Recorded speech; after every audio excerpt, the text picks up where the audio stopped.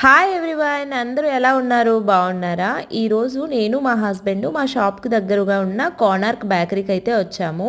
దీనికంటే ముందు lunch బ్రేక్లో LIC ఆఫీస్కి వెళ్ళాము. ఎందుకంటే ప్రధానమంత్రి బీమా సఖీ యోజన అని 3 ఇయర్స్ది స్కీమ్ ఒకటి వచ్చింది కదా. ఐ థింక్ మీ అందరికీ తెలుసు అనుకుంటాను.